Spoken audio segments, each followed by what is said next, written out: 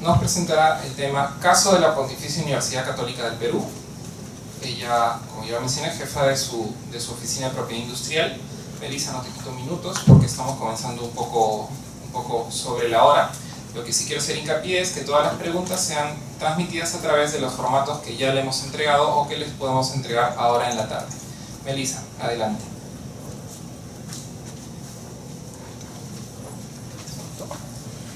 Bien, buenas tardes a todos. Muy contenta de estar en estos momentos compartiendo este espacio con ustedes, a quienes nos ven también a través del internet.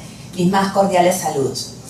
Tengo el encargo de conversar con ustedes sobre la experiencia que venimos desarrollando en la Universidad Católica, justamente en todos los pasos que hemos dado y las estrategias que hemos seguido para poder implementar una experiencia que hasta el momento está caminando bastante bien y en la cual no solamente coincide el esfuerzo de las autoridades, sino básicamente el esfuerzo de la comunidad universitaria en su conjunto, lo cual ha sido progresivo y comenzó poco a poco a partir del año 2004.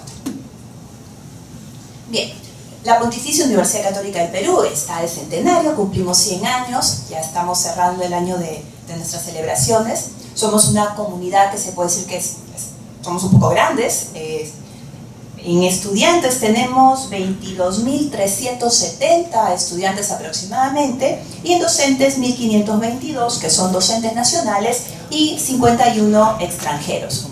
Y resalta entre nuestros egresados Pérez de Cuéllar, que ha sido secretario general de Naciones Unidas, y también 13 presidentes del Consejo de Ministros. ¿Por qué menciono estos datos? Porque dentro de nuestras instituciones formamos los profesionales que van a liderar no solamente las instituciones y empresas del sector privado, sino especialmente muchos de nuestros egresados van a tener como función desarrollar políticas de Estado, dirigir los destinos de nuestro país. Entonces la función que tenemos nosotros en la formación y en la capacitación de nuestros talentos pues es medular y tiene que ver con una visión de mediano y largo plazo, como institución, como sociedad, como país.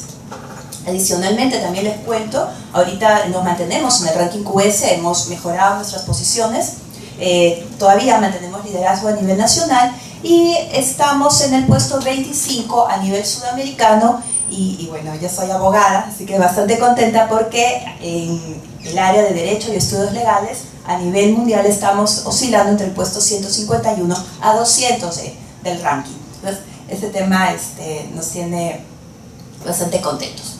Entonces, ¿cómo lo hicimos? Entonces, reflexionando sobre cómo poderles contar la experiencia, les puedo decir que la experiencia se empezó a dar de forma muy natural. ¿Por qué? Porque desde el momento que nuestras autoridades se comprometieron con el asunto y emitieron las primeras directrices, allí es donde se empezó a paulatinamente ir implementando todo. Que no es un tema sencillo, que es un tema en el cual a veces hay que entendernos, hay mucho ejercicio de empatía, de comprensión y de apoyo que tenemos que hacer para ir poco a poco cambiando la forma como vemos nuestra cercanía a estos temas, ¿no? Que todavía están un poco exóticos. Entonces, en nuestro caso, la implementación se dio en 4 pasos. Un primer paso, que fue definido por la decisión política de las autoridades que emitieron la directriz. Y esa directriz estuvo amarrada con el desarrollo de un plan estratégico. La universidad empezó a ver a dónde queremos llegar en el año 2007 a 2010, cuáles eran nuestras principales metas. Entonces, en 2004 se reunió un equipo de trabajo para ver en materia de propiedad intelectual, que está íntimamente vinculado a la gestión de todo lo que hacemos en realidad, que es un trabajo transversal, desde la cátedra hasta las investigaciones más avanzadas, ver cómo eso podría insertarse transversalmente dentro del plan estratégico. ¿Dónde vamos? ¿Qué queremos? Entonces, la universidad, a partir del 2004, empezó a pensar ya mantener, digamos, un espacio consolidado de formación educativa a profesionales del futuro, pero a eso agregarle algo más. Queríamos empezar a volvernos una universidad de investigación, porque solamente de esa manera podíamos empezar a escalar en los rankings internacionales. Entonces, es un esfuerzo, nosotros somos una institución privada, no recibimos subvención del Estado, entonces para nosotros fue un vernos a nosotros mismos en el mediano y en el largo plazo. Y ahí entró la meta 13, que fue propiedad intelectual. Entonces, claro, no se puede empezar a pensar en cómo avanzar el tema si no tenemos gente. Entonces allí lo primero que se identificó fue un equipo asesor, quirúrgicamente extraído de las unidades líderes de nuestra institución. Un representante, un profesor muy connotado, muy apreciado por sus colegas del área de ciencias, del área de ingeniería, del área de humanidades, y acompañado de personal de gestión estratégica, director de finanzas, por ejemplo, y el secretario general, que era quien veía todo el tema normativo y conoce a la institución. Un segundo paso ya fue empezar a plasmar estas directrices que se dieron en políticas. ¿Cuáles son las políticas? Una suerte de pautas a seguir, dónde queremos ir. ¿Cuál es nuestra visión? ¿Cuál es nuestra misión? ¿Y cuáles son los principales tópicos que queremos tocar? Y claro, en el marco de ello, pues había que también, dentro de las políticas, empezar a consolidar quiénes iban a gestionar el tema, ¿no? Saber quién iba a ser el equipo que se iba a encargar ya de ir trabajando el día a día. Un tercer paso, rápidamente, fue la implementación normativa, porque las políticas nos dan las pautas de hacia dónde queremos ir, pero luego eso ya tenemos que aterrizarlo en una norma concreta, es un reglamento interno que converse con los otros reglamentos. Entonces no es solamente el esfuerzo de hacer un reglamento especializado, sino que este reglamento se compenetre con otros y esos otros reglamentos también se empiecen a modificar. Así que no solamente en nuestro caso se dio un reglamento especializado, sino que desde el estatuto se empezaron a hacer los ajustes correspondientes. Y un paso número 4, ya vinculado a las actividades de promoción en general. Entonces, si hacemos un detalle mayor, vemos lo siguiente. Primero, la directriz que se dio en la primera etapa, no solamente fue una directriz en el sentido de queremos hacer algo, sino es queremos hacer algo, y en ese queremos, las autoridades mismas se empezaron a informar y empezaron a buscar también cómo y poder ir implementando, conociendo la idiosincrasia institucional, las cosas. Entonces, ellos mismos se empezaron a capacitar, se establecieron y se consolidaron redes de contactos. Aquí en Indecopi es nuestra casa, en Indecopi están nuestros grandes aliados estratégicos para poder sacar adelante cualquier diseño de políticas. Y eso, en nuestro caso, lo entendieron las autoridades. También, este plan estratégico que ustedes lo pueden encontrar en internet, que estableció en esos 3 años hacia dónde toda la comunidad debía volcar sus esfuerzos, implicó en materia de investigación este giro, ¿no? Ya no solamente la enseñanza, sino también la producción de resultados de investigación de calidad. Y lo interesante fue que en el 2004, cuando empezamos a trabajar estos temas, empezamos a hacer acopio de todas las necesidades que había, con estas personas seleccionadas, ya estas personas empezaron a trabajar con el know-how que había. Entonces, el equipo rectoral decidió no dejar que ese know-how se vaya, como a veces ocurre, ¿no? Que no tenemos, digamos, ese fino olfato, ¿no? de poder identificar las oportunidades, sino aprovechar el know-how que ya estaba en estas personas e incorporarlas como un comité asesor. Lo que empezó como un equipo de trabajo, luego se consolidó como un comité asesor, que finalmente el Consejo Universitario le dio la categoría de Comité Asesor de Rectorado. Entonces, por ejemplo, la semana pasada se ha tomado una decisión fundamental respecto de una tecnología muy valiosa. ¿Y quién da, digamos, la opinión para que el equipo rectoral finalmente tenga las herramientas para decidir? El Comité de Propiedad Intelectual, que fíjense, ya desde el 2004, que fue su germen, se consolidó ya en el 2007. Y lo interesante es que a la par que iban dándose estos procesos, que pueden darse, digamos, antes o después, pero en el caso nuestro ya teníamos consolidándose un vicerrectorado de investigación. Habíamos visto la excelente experiencia de San Marcos y lo vimos como algo positivo para ir incorporándolo, y a su vez también se empieza a gestar la unidad interna que se va a encargar del tema. Entonces, sale la directriz, y a partir de la directriz se consolidan los equipos de trabajo que van a trabajar en la creación de políticas. Porque no es, digamos, como hace un rato estuve conversando, ¿no? Tenemos que ir por pasos, ¿no? No podemos ponernos los zapatos antes de ponernos las medias. Entonces, primero había que ver bien cómo que me pongo bien las medias. Entonces, la creación de políticas fue parte desde el 2004 hasta el 2009, parte de un proceso de reflexión y de entendimiento de cómo somos, nuestra idiosincrasia, y qué necesitamos para lo que queremos ser en el mediano y largo plazo. Entonces, En las políticas que se estableció, muy sencillo, ¿qué queremos ser? Y ahí claramente definimos, queremos ser una universidad que promueve la creatividad, que promueve el talento. Desde el más chico, desde el joven que entra a estudiar, hasta nuestros estudiantes de doctorado, hasta nuestros docentes visitantes. Para todos, una institución promotora. Y la promoción no es solamente de palabra o de normas, sino es una promoción que viene con fondos, con personal de gestión, con todo lo que se necesita. Y que es un proceso de construcción que se va dando poco a poco en el tiempo y con mucho aprendizaje, conversación y retroalimentación. Después, otro punto importante, el reconocimiento de los derechos de los terceros, los derechos de nuestra gente y los derechos institucionales, que eso está pues plasmado en las normas desde hace mucho tiempo, pero que era cuestión de poderlas difundir y empezarlas a interiorizar todos de manera positiva. Después, reconocimientos. Antes solamente se reconocían las publicaciones. A partir de ahí, empezar también a reconocer otro tipo de creaciones intelectuales. Por ejemplo, las patentes, que son las que nos reúnen el día de hoy. Y naturalmente, ya empezar a trabajar desde aprender a hacer bien nuestros cuadernos de laboratorio para empezar a colocar más o menos un estimado, ¿no?, de cuánto puede valer o cuánta investigación previa hay para poder nosotros llegar a los resultados que estamos buscando, ¿no?, en todo tipo de temas. Poco a poco, todo es un proceso progresivo. Entonces, un tema muy importante, cambios de mentalidades. No es la administración que va a generar trabas al investigador o aquel que crea, sino es el ecosistema al servicio del talento. Entonces, eso implicó obviamente pues un trabajo sólido, ¿no? Y obviamente lo que les contaba,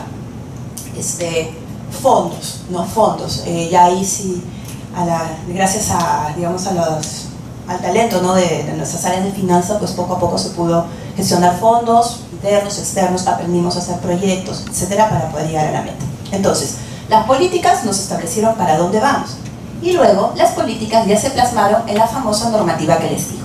Esta normativa interna que conversa con otras normas, pero que especialmente recoge las necesidades y las expectativas de la gente.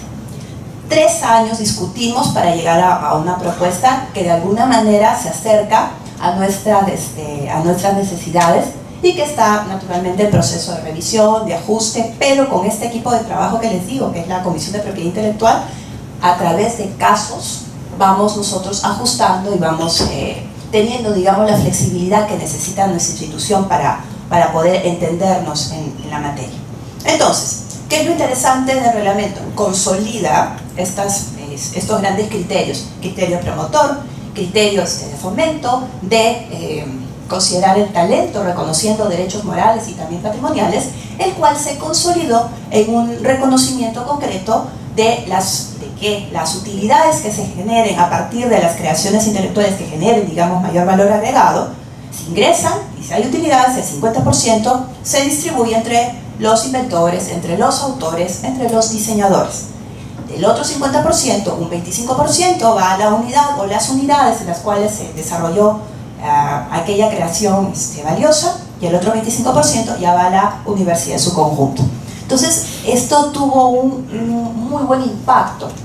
¿Por qué? Porque ya se empezaron de alguna manera a desterrar las sombras de pensar en una institución que quiere quitarle al creativo. No, sino empezó a ver, oye, esta es una institución que me apoya, me ayuda a hacer buenos proyectos para que yo gane fondos nacionales o internacionales. Es una institución también que me da fondos propios para conseguir equipamiento, para realizar investigación, y además, si sale algo adicional, me va a reconocer. Entonces, eso implicó una especie de quiebre en la forma de pensar que existía antes en la institución, y empezó a hacer que ya naturalmente la gente quiera trabajar con la universidad. Entonces, ese ha sido un proceso, sigue siendo un proceso, pero todo es conversando, siempre conversando, nada de medidas punitivas, nada de obligatoriedades estrictas, sino todo siempre por la buena, porque nos necesitamos unos a otros. Y en lo que a mi oficina compete, de lo que antes era una sección, ya en el 2011 ya fui a trabajar con mi equipo directamente con la vicerrectora de investigación, y se consolida, ¿no?, una unidad que tiene apoyo político. Nosotros conversamos directamente con las autoridades que tenemos también presupuesto propio y lo más importante, tenemos personal especializado. Entonces me da mucho gusto ver a uno de mis colegas en la oficina aquí presente, ahí al fondo. Pero claro, no es, digamos, un personal que sea un recién egresado, sino hablo de personal con maestrías. Les hablo de personal que también son inventores, que también son investigadores. O sea, de las propias canteras de la investigación salen los propios asesores, de manera tal que el diálogo es directo y qué mejor que eso, ¿no? En el proceso de construcción. Entonces, aquí lo importante es que todos se sientan partícipes. De esa manera, nosotros, bueno, les dejo un poco para estadísticas. A la fecha tenemos 21 patentes concedidas.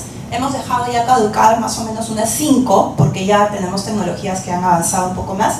Tenemos una cartera ahorita de 50 patentes en trámite, no incluido aquí información sobre los software, que son más o menos 14, y los diseños industriales, que según recuerdo son 10. ¿No? Y claro, el derecho de autor sí es solamente en materia de software, si nos estamos enfocando. Entonces, hay un estudio cuidadoso, como nos dependemos de nuestros propios fondos, entonces las solicitudes internacionales son pues las que nos merecen estudios de mercado previo en general.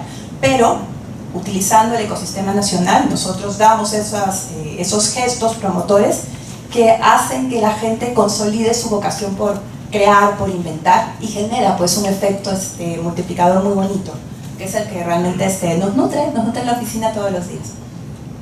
Entonces, ya si pensamos en etapas, y llegaríamos a una cuarta etapa en la cual pues ya vemos, ¿no?, los procesos de consolidación.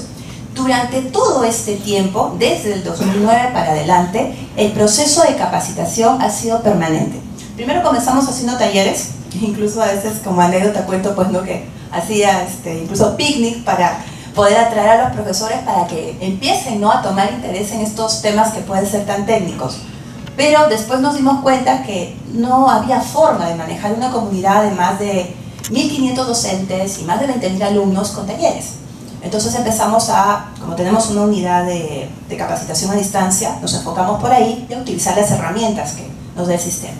Entonces empezamos a no solamente realizar actividades presenciales, siempre con la cercanía y apoyo del Indecopi, sino también ya a campañas masivas, y ahí ya con un enfoque pedagógico de nuestros especialistas, ¿no? Entonces, gracias a la capacitación y especialmente a hacer un trabajo como de...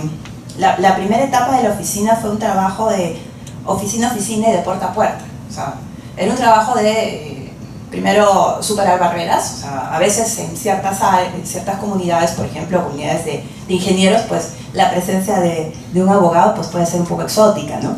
Felizmente a mí ya me conocían de años atrás. Pero igual, o sea, entender de que se está allí para apoyarlos y para justamente complementarnos, ¿no? Que eso era lo importante, ¿no? Y no hay nada más grato para alguien que se le valore y que se le escuche. Y la cercanía con las autoridades daba, digamos, esa facilidad. En nuestro caso, ir oficina por oficina, laboratorio por laboratorio, a poco a llevar el mensaje, ¿no? Un poco una labor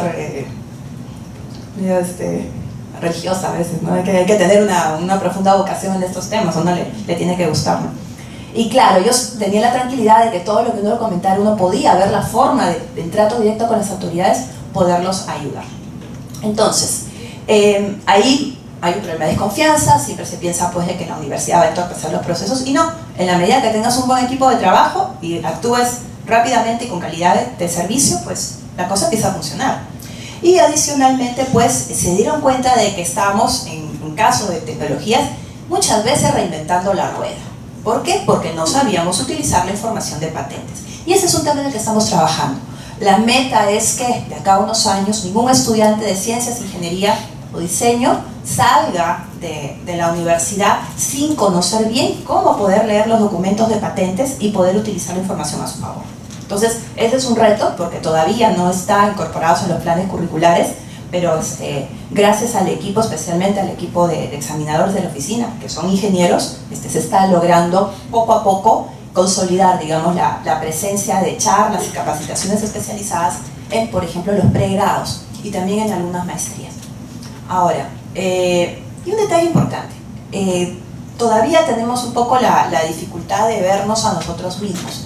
y pensamos que si hay tecnología que se desarrolla en el Perú, pues no va a poder superar ciertos estándares, lo cual es absolutamente inexacto, ¿no? Entonces, el poder sacar a nuestra gente a eventos fuera del país, a que vean y comparen sus tecnologías, ¿no? Mostrando los resultados con otras tecnologías, pues ha hecho que digamos, esta forma de pensamiento rápidamente se contagie en otro sentido. Entonces, ver que talento hay, capacidades hay.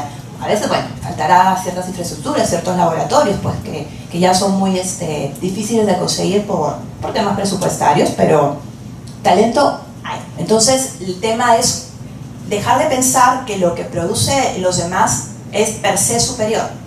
No es eso, simplemente es que los talentos están y depende de los ecosistemas que los ayuden a salir adelante. Y muchos de los equipos los podemos encontrar en el Perú o tendremos que ver la forma de ingeniárnoslo, pero capacidades son. Ahora, claro, tenemos las actividades de capacitación y bueno, lo que ya les adelantaba, ¿no? Presencia en concursos, presencia en eventos. Esto es fundamental.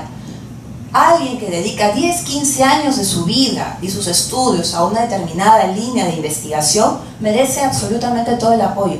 Y a veces ni siquiera le cuesta a la institución un centavo. Simplemente basta con saber enviar, digamos, la solicitud al lugar correcto. A mí me ha dado mucho gusto hace unos días que han regresado 2 equipos de inventores peruanos, uno de nuestra universidad, otro de la Universidad Nacional del Callao, y han llegado con buenos reconocimientos a partir de un evento en Corea del Sur. ¿Y necesitaron invertir? ¿La universidad necesitó invertir algo? No, los organizadores ponen. Si es que a ellos les interesa la tecnología, dan las facilidades, los pasajes, boletos, y en realidad casi todo está cubierto. Entonces, hay, digamos, muchas oportunidades por explorar, pero solamente si intercambiamos entre nosotros información. Con la presencia peruana, no solamente debe reconocerse al Perú en el extranjero por justamente el sector gastronómico, por ejemplo, que también demanda tecnología, sino también por otras áreas en las cuales nosotros tenemos mucho potencial. Por ejemplo, minería, por ejemplo, acuicultura, agroindustria, hay mucho por hacer. Y en nosotros está ayudar a los sectores productivos. Un poquito de estadísticas. A la fecha hemos dictado 36 programas de capacitación, tanto a chicos de pregrado como a personal docente y administrativo, porque, ojo, a veces hay un problema en nuestras instituciones. Se piensa que solamente se debe capacitar al personal docente e investigador, pero ellos, sin un personal administrativo especializado y entendido en el tema, pues tampoco van a poder a veces lograr todo lo que se necesita. Entonces, nuestra universidad sí, ese quizás un poco el factor que nos ha ayudado al hacer este giro de pasar de una visión de educación a una visión ya de ser una institución dedicada a la investigación, decidió colocar gente que colabore con el ecosistema, que comparta, digamos, ciertos rasgos con quienes sean sus clientes. Por ejemplo, en nuestra oficina nosotros tenemos abogados, tenemos ingenieros, tenemos una traductora y tenemos una gestora universitaria. Entonces, y los perfiles son de investigadores, los perfiles son de docentes. Entonces, compartimos el mismo diálogo, porque tenemos que tener esa capacidad. Entonces, en buena cuenta, la valla mínima es maestría, para poder, digamos, formar parte de este personal que acompañe las gestiones de investigación de nuestra gente.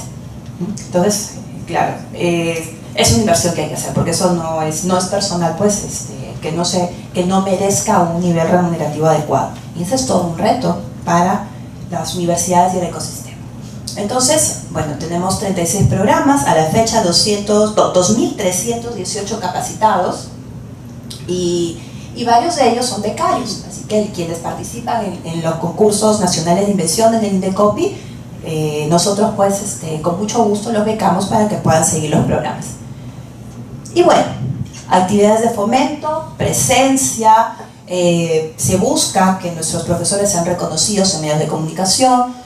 Tuvimos el grato caso de poder también hacer que nuestros profesores sean parte del rostro de la campaña de la OMPI de este año por el Día Mundial de la Propiedad Intelectual, lo cual fue sumamente gratificante.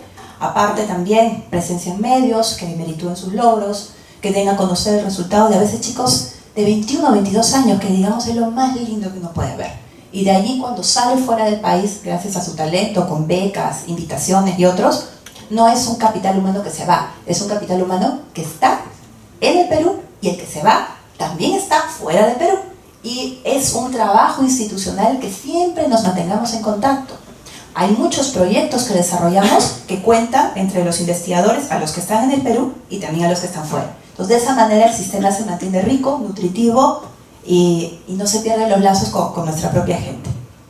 Entonces, ya tenemos casos de empresas de base tecnológica. Hay 2 casos muy bonitos. El de Mónica Vaca, que es muy conocida por su experiencia en drones, le está yendo bastante bien, con apoyo de un empresario, un ángel inversionista y con apoyo institucional. El caso del BIT, del Medical Innovation, que es justamente que está enfocado a desarrollar tecnología médica con todo el reto que ahorita las trabas legales suponen, pero que se están buscando las formas de poder llevar tecnología de calidad a gente que muchas veces por la distancia no puede acceder a un médico. Entonces, a partir de información gestionada y que se puede enviar remotamente, pues se puede ubicar buenos diagnósticos de expertos en Lima para pacientes que pueden estar en un lugar lejano. Un ecosistema favorable fomenta que, por ejemplo, la mención de un inventor peruano salga reconocido a nivel internacional en una institución como el World Economic Forum, gracias al uso de la información que sobre nuestra gente proporciona el sistema de patentes. Si no utilizáramos el sistema de patentes, no se habrían enterado. O también que se dé a conocer en medios de prensa resultados de investigaciones que utilizan todo el ecosistema de información que se nos brinda, ¿no? Entonces, yo quería antes de culminar, si se pudiera ver la página web. ¿Cuál es el mensaje? El mensaje es que las políticas y la implementación de las políticas se logra con los usuarios, con el consolidado apoyo de las autoridades, pero autoridades no solamente que lo tengan como un deber ser, sino que lo interioricen y también se empapen del tema. Entonces, en medio pues, de las múltiples funciones que puede tener autoridad y que se den el tiempo y dedicación para esto, es importante, ¿no? Entonces todas las cosas que nosotros vamos haciendo lo ponemos a disposición de todos ustedes. En la página web ustedes van a encontrar información de las actividades que hacemos, muchas veces son abiertas al público. También hay canales de comunicación, si alguien tiene dudas sobre algún tema, con mucho gusto se lo podemos responder. Porque entendamos que no es un esfuerzo aislado de una institución, es un esfuerzo en el que tenemos que trabajar todos en equipo, porque tenemos por misión sacar el ecosistema adelante, tenemos por función sacar mentes más brillantes cada vez para que se encarguen de poder mejorar los destinos del país, y naturalmente tenemos un ecosistema, una sociedad, un sector productivo necesitado de sus mentes más brillantes. Entonces, en nosotros está esa responsabilidad y solo nosotros vamos a poder hacerlo si nos ayudamos unos a otros. Muchas gracias. Continuando con las intervenciones, vamos a ver el caso del Instituto Nacional de Salud con Franco Romaní, él es director ejecutivo de la Oficina de Transferencia Tecnológica y Capacitación del Instituto Nacional de Salud. Buenas tardes. Quiero agradecer primero la invitación de Indecopi para este Congreso Internacional de Invenciones y Patentes. Nosotros, bueno, al menos yo vengo de Instituto Público de Investigación, en este caso dedicado al sector de salud pública, depende del Ministerio de Salud. Y a diferencia de las otras dos presentaciones, que son universidades privadas, nosotros nos manejamos como una entidad pública y el camino recorrido en el tema de invención, propiedad intelectual en general es mucho más corto que quizás ellos pueden haber recorrido. Sin embargo, hemos tratado de sistematizar un poco el avance que hemos logrado en materia de institucionalizar la propiedad intelectual, que es lo primero que hay que hacer, además de la formación paralela de recursos humanos para poder hacer toda la gestión que esto involucra. Entonces, nosotros somos un instituto público de investigación del sector salud. Es una institución bastante grande, depende del Ministerio de Salud. Las investigaciones que hace el instituto se realizan en los centros nacionales de investigación. Tenemos 6 centros nacionales de investigación. El Centro Nacional de Salud Pública, un Centro Nacional de Alimentación y Nutrición, un Centro Nacional de Producción de Biológicos, un Centro Nacional de Control de Calidad, de Salud Intercultural y de Ocupación y de Salud Ocupacional y de Medio Ambiente. Ahí están nuestros laboratorios, ahí están nuestros investigadores, cuya finalidad clásica ha sido la generación de publicaciones científicas, ¿no? Eso, digamos, ha sido clásicamente el máximo logro o la unidad de medida con la cual ellos tendían a medirse o como jefatura o como instancia encargada de evaluar cómo está haciendo la investigación, tendíamos a pedir a ellos. Nosotros somos una oficina pequeña, una oficina ejecutiva dentro de una oficina general de investigación y transferencia tecnológica, que trabajamos con todos esos 6 centros nacionales de investigación en un trabajo bastante contacto y creo yo fluido. Entonces nosotros damos toda la pauta en materia de investigación, gestión de la investigación, que es lo que tradicionalmente se trabaja en un instituto de investigación. Se regula muy bien cómo hacer investigación. Sin embargo, el cómo proteger los resultados de la investigación ha sido algo que hemos venido regulando o sistematizando en forma más reciente. Nuestro quehacer es la investigación en salud. Como Instituto Público de Investigación en Salud, clásicamente nos dedicamos a medir la magnitud y distribución de problemas de salud y entender estos problemas cómo aparecen. Es la investigación clásica que se aborda a través de estudios epidemiológicos y quizás sea la producción científica más grande que tenga el instituto. Sin embargo, en los últimos años hemos tratado de dar énfasis al tema de desarrollo de soluciones o intervenciones para controlar, mitigar, prevenir los problemas de la salud, sobre todo la salud pública. Entonces, a raíz de este incremento en el desarrollo de investigaciones de este tipo, la necesidad de una oficina de propiedad intelectual, lo que haga las veces que gestione la propiedad intelectual, ha sido cada vez mayor. Quizás este tipo de investigación hace 10 años no era tan frecuente en nuestro instituto y quizás no ha meritado una oficina de propiedad intelectual que vea o gestione el tema de la patente, pero ahora cada vez es más necesario y urgente. Como dije, el tema de la gestión de la investigación está muy bien regulada en el instituto, ahí no voy a entrar a tallar. Sin embargo, recientemente hemos trabajado algunas directivas en materia de protección de los resultados de investigación. Esta es nuestra oficina, está organizada en un área de capacitación, a diferencia quizás de la experiencia de la Universidad Católica. El área de capacitación está dentro de nuestra oficina porque así está organizado nuestro reglamento de organización y funciones. Tenemos el área de difusión de la investigación, que básicamente ve eventos técnicos científicos para difundir nuestros resultados de la investigación, y el área de transferencia tecnológica y propiedad intelectual. Es en esta área donde tenemos un área que básicamente trabaja el tema de transferencia tecnológica, otra la parte de propiedad intelectual y vigilancia, que en realidad es transversal porque nutre de evidencia tanto al tema de transferencia como el de propiedad intelectual. Así nos organizamos funcionalmente. Estamos trabajando como parte de la institucionalización, en la inclusión de esta estructura en nuestro reglamento de organización y funciones, que ya le va a dar una forma, va a pasar dentro de la estructura orgánica del instituto y va a dejar de ser solo funcional. Funcional somos como dirección ejecutiva. Esta oficina ve varias actividades. No vamos a centrarnos en esto, vamos a centrarnos en la gestión de la transferencia y propiedad intelectual. Vemos y hacemos análisis de patentabilidad, de resultados de investigación, gestionamos las solicitudes de patente, asesoramos, estamos con los investigadores para preparar sus solicitudes, evaluamos junto con nuestra oficina de asesoría legal los acuerdos de transferencia tecnológica, vemos todos los contratos de I+D+I, contratos de convenios de colaboración para hacer investigación, desarrollo e innovación. Análisis de mercado no los hacemos, pero los encargamos a empresas para que lo hagan cuando meriten. Y los acuerdos de licenciamiento también lo trabajamos terciarizando algunos de estos servicios, ¿no? Participamos del programa transversal de transferencia tecnológica y de vigilancia que CONCITEP ha impulsado durante los últimos 2 años. Esto nos permite hacer la transferencia de capacidades a través de todo el tema de la capacitación y la transferencia de resultados de investigación. Eso es nuestro fin como oficina, es nuestro objetivo, transferir nuestras capacidades, know-how y resultados tangibles hacia la comunidad en favor de la salud pública del país. Eso es nuestro objetivo, por eso existimos como oficina. Transferimos capacidades explotables, tenemos mucho conocimiento, know-how, técnicas, procedimientos que se transfieren a toda la red de laboratorios. Tenemos algunos resultados transferibles, algunos ya protegidos mediante patentes de invención, que prontamente queremos o estamos en el tema de querer licenciar alguno de ellos si es que se da la situación.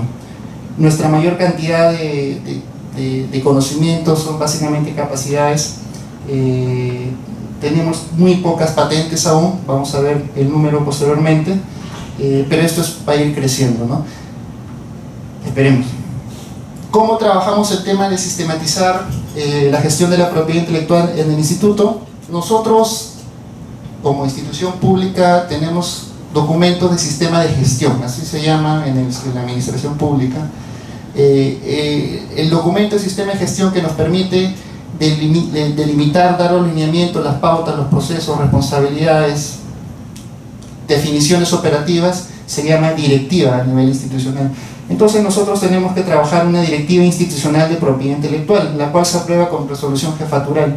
Esta directiva salió en 2014, entonces, bueno, está incluso en una publicación, y desde 2014 tenemos varias de las cosas que mencionó ya Melissa en la presentación previa. Aspectos de promoción de la propiedad intelectual, estrategias para la propiedad intelectual, los tipos de propiedad intelectual, incluyendo derechos de autor, variedades vegetales y propiedad industrial, el tema de la explotación económica, distribución de regalías, todos esos temas están en esta directiva, responsabilidades, flujos, procesos. Y el tema de la implementación recae justamente en nuestra oficina ejecutiva, en coordinación con nuestra jefatura institucional, que es, bueno, funciona como el representante legal de la institución, y los investigadores. Esta directiva regula, como mencioné, los tres tipos de propiedad intelectual, derecho de autor, propiedad industrial y variedades vegetales, y también ve estrategias y promoción. Dentro de las estrategias hay una pequeña variación a diferencia de la distribución que mencionó Melissa. Bueno, sí, 50% va para los autores, para los inventores en este caso, y el otro 50% para la institución, dividida en tres partes. El 25% va para el fortalecimiento del laboratorio donde el investigador realizó la investigación. Un 15% va a nuestra oficina para, digamos, nutrir el presupuesto para hacer la gestión de la investigación, pago de tasas, anualidades de futuras solicitudes, y un 10% va a nuestra oficina general de administración. No sé qué uso le darán, pero sí se les puedo decir que ese 15% es para generar y que cae en nuestra oficina para gestionar más solicitudes de patentes o entrenamiento o otros aspectos. Entonces, esas son las estrategias que nos ayudan a reconocer y dar un incentivo a nuestros investigadores. Ese tema del incentivo es muy importante, Melissa ya le dio bastante énfasis, y en nuestro caso como instituto público tiene especial importancia, pues los investigadores que hacen proyectos de investigación no pueden percibir un ingreso o un honorario por hacer su investigación más que el sueldo que reciben como investigadores del instituto. Entonces, esto constituye un incentivo económico concreto que ellos pueden percibir actualmente, ¿no? Hay muchas complicaciones todavía con el tema de que ellos puedan recibir algún tipo de honorario por el tema de hacer ejecución. Entonces, esto es una salida muy interesante como manera de estímulo y reconocimiento. En temas de promoción, también la directiva nos encarga de hacer la asesoría, el registro y seguimiento de las solicitudes de patentes. Tenemos un equipo que hace las solicitudes, acompaña a los inventores a hacer la preparación de los expedientes y los requisitos, y un equipo que hace vigilancia tecnológica muy centrado a hacer los informes de patentabilidad, ¿no? Evaluar previamente si algo es patentable o no, bajo los criterios que Indecopy maneja. Y bueno, y también ayudamos y damos asesoría a todos nuestros investigadores cuando hay algún convenio, contrato de colaboración con alguna otra institución en materia de I+D+I. Entonces, este es nuestro quehacer. Hemos trabajado, bueno, este es el flujo que trata de vincular tanto el proceso de investigación como el proceso de gestión de la propiedad intelectual, que ha sido muy difícil de vincular porque clásicamente el proceso de gestión de la investigación está bien cuadriculado, todo terminaba en publicación, y introducir y vincular eso con el tema de las patentes fue bastante complicado, y quizás este grafiquito lo hace, y de todas formas ya estamos implementándolo. Entonces, está el protocolo de investigación aprobado con una resolución directoral, se empieza a ejecutar. Desde el inicio hasta el informe final de la investigación puede pasar 1 año, 2 años, en el Estado a veces por demora en el desembolso de los fondos puede pasar incluso más del tiempo previsto, 1 año más. En el lapso se ha trabajado un formulario de declaración de invención, que es el primer canal por el cual nos enteramos como oficina lo que van desarrollando los investigadores. Se está haciendo entrenamiento en el llenado adecuado y la adecuada identificación para hacer esta declaración de invención. El informe final por directiva nos llega a nosotros para hacer la evaluación de la patentabilidad y hacemos un informe el cual es remitido al director general. Lamentablemente en el último año hemos hecho 16 informes y ninguno cumplió criterios y bueno, recomendamos el tema de la publicación en una revista científica y si es que cumpliera los criterios se elabora el expediente con el investigador y se procesa la solicitud. Acá existe una evaluación que todavía no hacemos y que prontamente queremos incluir junto con el análisis de patentabilidad para decidir la solicitud, sobre todo en otros países, por el tema de los costos, que es el análisis de mercado. Eso es ese análisis está pendiente de hacerlo, es muy importante no solo ver el tema de la patentabilidad, sino también el de mercado. No lo estamos haciendo aún y posteriormente lo voy a poner como un reto. Bueno, y este es el proceso más o menos que trata de vincular ambos. Ha sido costoso, dificultoso de implementar, de ser reconocido, de que los directores lean nuestros informes de patentabilidad, explicarles cómo interpretarlos y que no significa que su resultado de investigación no sirva, ¿no? Entonces, esa situación, esa lectura y esa transparencia en el lenguaje ha costado, pero poco a poco se ha venido trabajando con ellos. Esa cuestión de costumbre. Esta es la declaración de invención que tenemos aprobada, un formulario bastante sencillo de llenar. Hemos capacitado ya un buen número de nuestros investigadores en el llenado adecuado de esta declaración de invención. Es un buen instrumento y nos está ayudando bastante. Actualmente tenemos patentes ya concedidas, dos en áreas muy distintas una de otra. Tenemos 2 solicitudes. Este año, en materia de propiedad intelectual, hemos hecho 12 informes de patentabilidad. Ya no puse los últimos 4 de diciembre. Los 16 en total, ninguno resultados que nos indicaran hacer una preparación del expediente. Hemos hecho el año pasado una solicitud y el próximo año planeamos hacer otra. Se preguntarán, ¿tan pocas patentes tiene el instituto o tan pocas solicitudes podría tener comparada con la Católica? Lamentablemente sí. Esto depende mucho de la producción científica del instituto y lamentablemente en los últimos años la producción científica, el número de proyectos de investigación aprobados y en ejecución ha disminuido grandemente y eso obviamente va a impactar el número de informes finales y de resultados de investigación. Entonces nos hemos visto en la necesidad de poner metas bajas, pero que sabemos podamos cumplir. La intención es que esto poco a poco vaya incrementándose. Todo depende mucho de la mejora en la producción científica de proyectos y en realidad que estos proyectos se ejecuten. Ejecutar un proyecto de investigación en el sector público es bien complicado. Hay muchas demoras logísticas, compra de insumos, reactivos, etcétera, etcétera, que muchas veces retrasan la ejecución normal de un proyecto. ¿Qué retos tenemos? El primero, por eso repito, incrementar la producción científica y ese es nuestro primer reto. Por eso trabajamos con nuestra Oficina General de Investigación para que esto cambie rápidamente, cada vez tengamos mayor probabilidad de tener resultados de investigación que puedan ser protegidos mediante una patente. 2. Implementar la evaluación del potencial de innovación es otra evaluación que no estamos haciendo. Existen scores o procedimientos ya establecidos para hacer esto. Nuestra intención es poder implementar esto por defecto a todos, además del informe de patentabilidad, a todas las posibles solicitudes o inventos potencialmente patentables. Implementar la evaluación de mercados para todos los inventos, especialmente si es que estos van a ser protegidos fuera del país. También son 2 cosas que el próximo año esperemos implementar porque el marco de la directiva ya lo establece. Participar del proyecto de apoyo a la tecnología e innovación, proyecto CATI que está llevando a cabo Indecopi, nos va a ayudar mucho también, sobre todo para fortalecer el tema de vigilancia tecnológica y brindar estos servicios a la comunidad, a investigadores de afuera.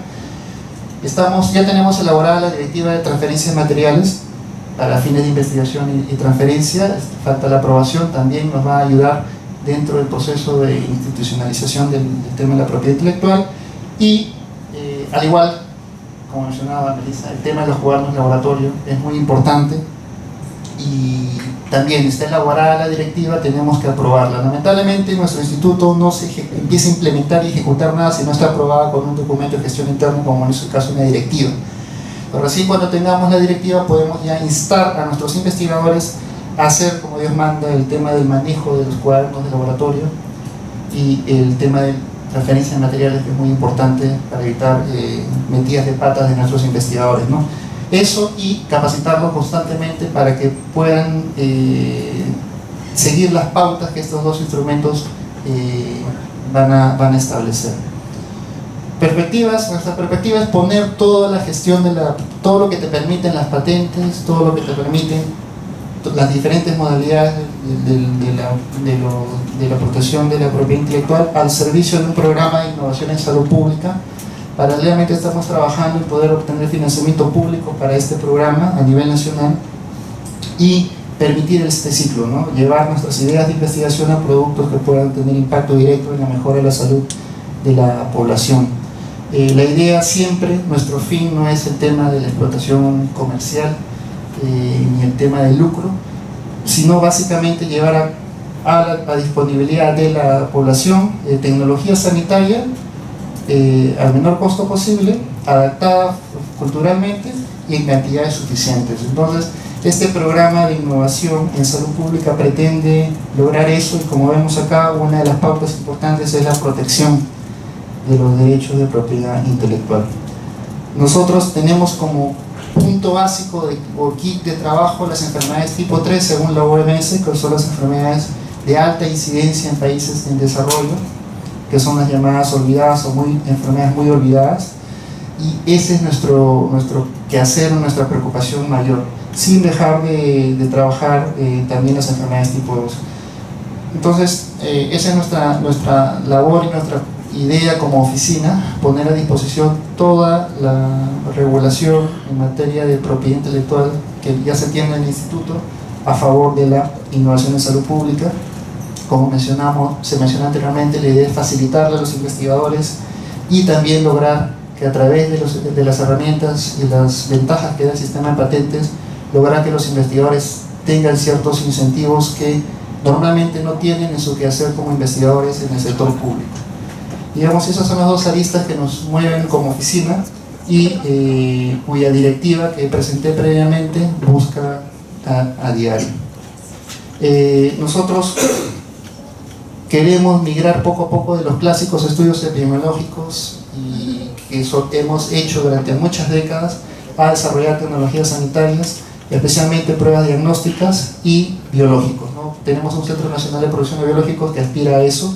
Sin embargo, para poder hacer esto se requiere un cambio radical de la plataforma y de nuestros laboratorios y un escalamiento tecnológico importante. Entonces, y también obviamente recursos humanos. Y todo esto va a tener como base el trabajo de la oficina en materia de propiedad intelectual. Bueno, eso era lo que quería presentarles rápidamente. Como mensajes claves es el tema de que la institucionalización es muy importante. Tenemos la directiva marco.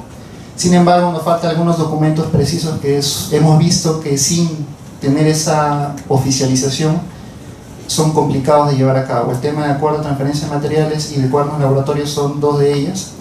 Y el otro aspecto es la capacitación constante en marco o en base a estas directivas.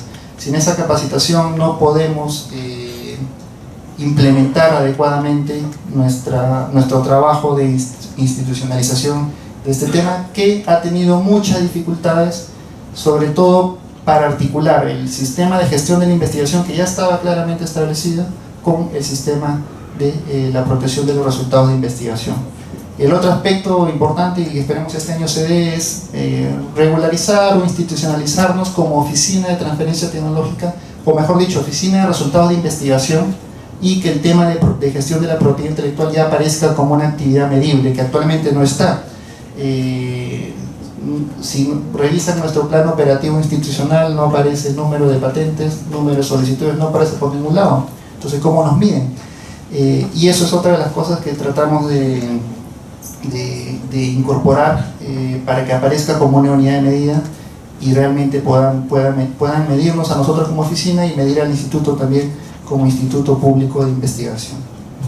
Cabe recordar que toda la investigación que hace el instituto, el 90% son fondos que roban gastos al Estado, son fondos públicos, y eso también agrega ciertas matices a nuestro trabajo como oficina de transferencia tecnológica y propiedad intelectual, que hay que manejar con mucho cuidado, sobre todo cuando tenemos tecnologías muy interesantes como vacunas, medio diagnóstico, ¿no?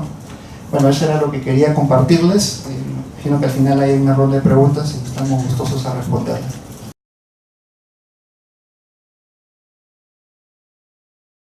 Sandra Quiñones, jefa de la Oficina de Transferencia Tecnológica y Propiedad Intelectual de la UPCH, que nos va a presentar el caso de la Universidad Peruana Cayetano Heredia. De todos, buenas tardes con todos. Sobre los procesos de implementación, creo que, al igual que en la mañana nos comentaba uno de los ponentes, o Elisa obviamente ya nos ha comentado, las oficinas de propiedad intelectual nacen por adaptarnos a las necesidades de proteger y de darle valor a los desarrollos que realizamos en los centros de investigación o en las universidades. Yo les voy a contar el caso de la universidad, y voy a empezar dando una introducción que de repente veo caras conocidas, que de repente ustedes ya han escuchado anteriormente, pero dándole un contexto de por qué puede ser tan difícil incorporar una cultura de propiedad intelectual en un centro de investigación o una universidad. En el caso de Cayetano Heredia, nosotros somos una universidad temática, es decir, estamos enfocados en el área de ciencias de la salud y ciencias de la vida. Nuestras carreras están restringidas a ese punto. Y como universidad nace con el objetivo, además de formar capital recursos humanos altamente calificados, nace con el objetivo de realizar investigación. Y nace con el objetivo de realizar investigación que sea que tenga trascendencia social y que pueda servir para el tema del bienestar de la comunidad. Y este concepto es bastante importante y es por el cual uno de los factores de resistencia a la protección por propiedad intelectual se da en nuestro caso. Desde que nacemos, desde que la universidad nace, digamos, nuestros fundadores y muchos de los investigadores que hoy en día están en la universidad tienen ese sentir de que el conocimiento tiene que ser libre, que estamos investigando para que sea de uso, digamos, del bienestar social. Pero la propiedad intelectual puede alinearse con este objetivo, y lo vamos a ver. Como universidad temática y como universidad que desde su fundación se dedica a hacer investigación, Cayetano Heredia en el Perú es la universidad con más investigaciones en el país. Dentro de los rankings de investigación, en el caso de rankings de universidades nos encontramos en segundo lugar, donde nuestro componente de investigación es bastante fuerte. El desarrollo de investigación es bastante alto, tenemos personal también altamente calificado acá, pero a pesar de eso, nosotros seguimos liderando y hemos liderado el tema de desarrollo de investigación desde que nos formamos, en todo el país. Entonces, y van a ver que esto no necesariamente refleja los resultados de protección por propiedad intelectual. Producimos mucha investigación, muchos de ellos son desarrollos tecnológicos, y van a ver cómo es nuestra realidad en temas de protección. Uno de los objetivos principales, y esto está alineado con lo que tanto Franco como Melissa nos decía, el tema del respaldo político institucional. La política universitaria y los centros de investigación tienen que tener claro qué es lo que buscan. Como universidad, una de nuestras misiones es educar, realizar investigación, que lo hemos hecho desde que nacimos, por decirlo así, y uno de los objetivos primordiales, que ya se encuentra en todos nuestros reglamentos, estatutos, planes estratégicos en general, es transferir el conocimiento y las tecnologías que se desarrollan. Y para eso tenemos que implementar diferentes unidades de gestión y estrategias. Las investigaciones que hemos realizado han cumplido el objetivo social que buscaban, ¿no? Han sido investigaciones que han influido en políticas públicas. Una de estas es estas investigaciones en el tema de combatir el problema de bocio, digamos, en las alturas del Perú, y han sido propuestas que han generado impacto social y han generado impacto económico en el país. Al igual que esta, hay otros desarrollos tecnológicos, digamos, como esta máquina de descontaminación de muestras de esputo para diagnóstico de tuberculosis, por ejemplo, y así como estos hay diferentes casos que en muchos de los desarrollos que hemos tenido, y lo voy a mostrar ahora, no han sido protegidos por propiedad intelectual. Uno de ellos ha sido, por ejemplo, el caso de este método diagnóstico, conocido MOTS, que quizás Franco como médico me puede ayudar más ahí, pero el problema en el caso de tuberculosis era que el diagnóstico es un problema de salud pública muy fuerte y el diagnóstico tardaba varios meses. Investigaciones en la universidad en el año 2000 hicieron de que se estableciera este método diagnóstico rápido que de varios meses te durara unas pocas semanas. Esta invención desarrollada en la universidad no fue protegida. Pudo haber sido protegida. Pudimos haber desarrollado un kit diagnóstico que no solamente se ha implementado en el país, sino que hubiera tenido mayor repercusión internacional, porque hoy en día también se venden kits diagnósticos como estos. No se protegió y está de uso libre. Y es un producto bastante reconocido en el ámbito de la salud. Entonces, somos una universidad que ha desarrollado investigación de vanguardia y frontera, hemos desarrollado productos que ya, digamos, están puestos en el mercado, pero que no han seguido un sistema de protección de propiedad intelectual. Y el tema, y yo veo ahí el problema, puede ser por el tema de que el objeto social de la universidad es de su fundación. El otro es el desconocimiento de la comunidad universitaria en estos sistemas de protección de propiedad intelectual. En el tema de patentes, que algunos son reacios porque piensan de que al generar el monopolio ya no vas a cumplir con tu objetivo social, y entre otros factores que es muy importante analizar dentro de nuestras instituciones para poder establecer estrategias apropiadas de intervención. En la Universidad Cayetano Heredia, la oficina competente en temas de propiedad intelectual es una oficina que cumple dos funciones.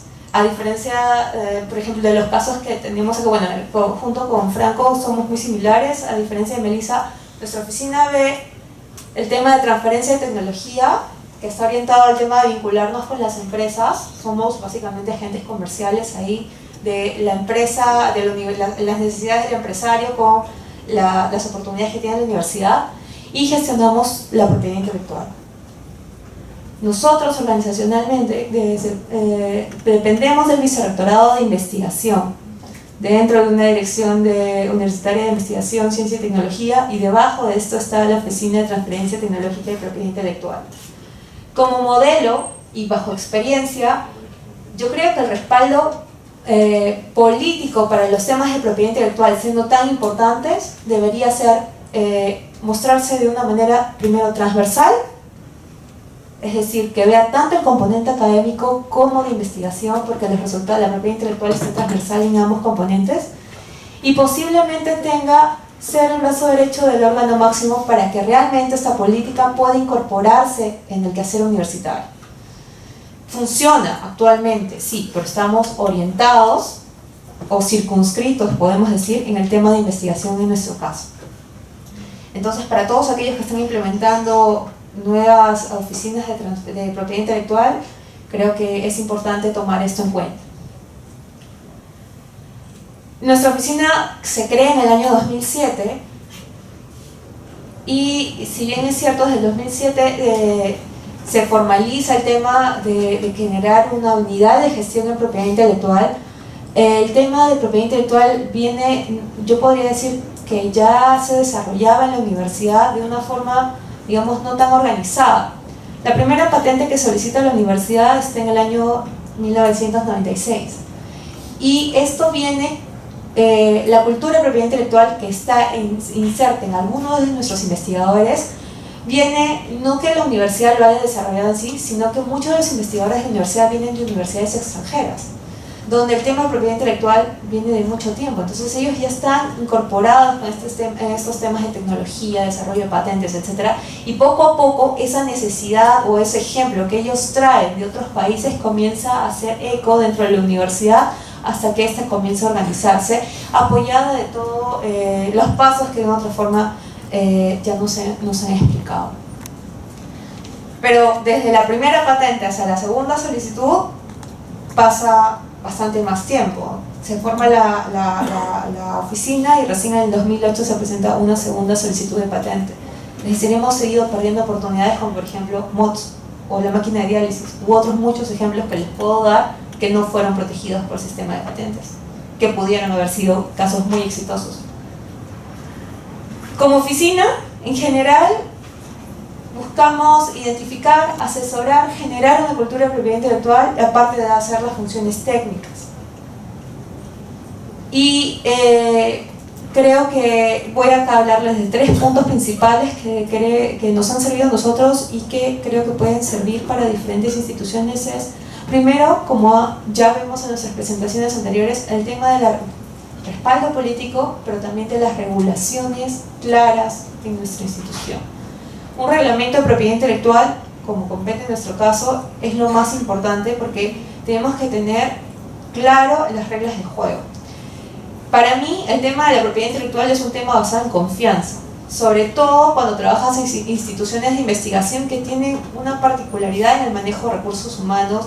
Somos muy particulares en el tema de la titularidad, porque de otra forma los investigadores hasta hace poco ni siquiera eran reconocidos como una profesión o una profesión formal con línea de carrera. El investigador o era profesor o era un personal administrativo, pero el investigador per se no existía, organizativamente hablando. Entonces, ¿cómo manejamos ese tema dentro de la institución que es bastante particular? Y una de esas cosas que ayudan es tener reglamento de propiedad intelectual con el tema de las reglas de juego claras y reconocerles, sí, los beneficios por posibles regalías que existan. En nuestro caso, también en el reglamento que está online van a poder encontrar la distribución de beneficios hacia la universidad y hacia los inventores. Aquí algo que quiero rescatar en nuestro caso, si ustedes revisan nuestro reglamento, está bien orientado al tema de investigación y por ende va a estar bien orientado al tema de invenciones. Por eso les decía, el tema de hacerlo transversal pudo reforzar en la parte académica, derechos de autor, reconocimiento de otros mecanismos de propiedad intelectual. Pero cae perfecto para esta reunión. Lo segundo, el tema de una oficina de propiedad intelectual, más allá de cómo se constituya, es cómo se maneje, cómo se gestione. Y esto es importante porque nosotros como gestores de propiedad intelectual nos debemos a 2 clases de clientes, por lo menos en nuestro caso y creo que en el caso de todos. El cliente interno, que son los investigadores, hay que reconocer claramente qué es lo que tenemos en la comunidad universitaria, quiénes son, qué hacen, y un poco como gente de cuentas, ¿no? O sea, conocerlos bien para poder, no sé si la palabra es endulzarlos, pero invitarlos a conocer el sistema de propiedad intelectual y enseñarles que no es tan restrictivo como ellos suponen. Como les decía, es un tema basado en confianza. Y lo segundo es que promueve institucionalidad. ¿Por qué? Sucede que hay gente que sí conoce sobre el sistema de propiedad intelectual, pero le tiene miedo a decir, oye, esto yo lo he hecho, yo he creado, yo he traído los fondos y la universidad se va a llevar toda la titularidad de la propiedad intelectual. ¿Qué es esto? Y ahí hay que mostrar qué cosa da la universidad, qué cosa les brinda el marco institucional. Y es muy importante esto porque también nos ayuda a regular el tema de manejo interno y también a darles un soporte cuando los inventores tengan problemas, digamos, con que alguien está usando su patente o que alguien no ya digamos, le protegió lo que ellos habían creado y hay un tema de disputa, la universidad puede responder por ellos. Entonces hay diferentes ventajas que puede tener manejarse en un ámbito institucional. Pero en el caso nuestro, y sí creo que debería ser importante considerar es que una oficina de propiedad intelectual tiene que manejarse con áreas de apoyo internas y externas. Asesores, en nuestro caso, nuestro equipo está conformado, bueno, al igual que muchas instituciones del Perú, nuestro equipo es pequeño, somos de 3 a 4 personas especialistas, en nuestro caso es temas biotecnológicos, la mayoría somos biólogos, tenemos apoyo de asesores legales y administradores. Y nos apoyamos en el tema de promoción con las oficinas que competen en promoción e imagen institucional, porque hay que vernos hacia afuera también. Y uno de nuestros aliados estratégicos también ha sido el Indecopi. Y ahora vamos a ver qué cosas hemos trabajado con ellos. Perdón. Como les decía, la oficina se forma en el año 2007. Yo entro a dirigir parte de esta oficina en el año 2014. Y lo que les estábamos comentando acá hace un rato era, hemos visto las solicitudes de patente de Cayetano, no sé si he puesto la gráfica, pero Cayetano en los registros de Indecopi y a nivel internacional hasta el año pasado no pasaba de 5 solicitudes de patentes, 2 familias de patentes y 2 solicitudes en Estados Unidos, para ser la primera universidad con mayor desarrollo de investigación. Entonces tenemos 800 publicaciones, de 800 a 1000 publicaciones por año y una tasa de una patente por año, o solicitudes de patentes por año. ¿Qué está pasando? Y cuando entramos a la oficina yo quería saber cuál era la razón por la cual los investigadores no se encontraban interesados en el sistema de propiedad intelectual.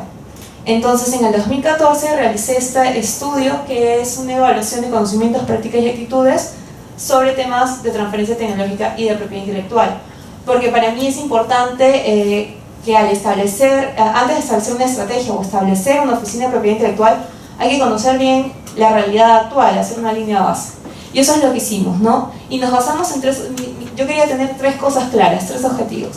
Uno, identificar el porcentaje de gente, de investigadores o personal docente, como se le denomina en la universidad, que estén capacitados en estos temas, realmente tenían conocimiento. ¿Cuáles son los principales problemas para que se genere la transferencia de tecnología y propiedad intelectual? Y identificar el nivel de visibilidad de mi oficina, porque la gente no llegaba a la oficina como que existe una oficina de transferencia tecnológica. Subían y decían, este es el comité de ética o este es el área de investigación, pero la parte de propiedad intelectual no estaba en el mapa. Decía, realmente quiero saber si es que existe o no existe, para yo establecer de repente una estrategia ligada a esto.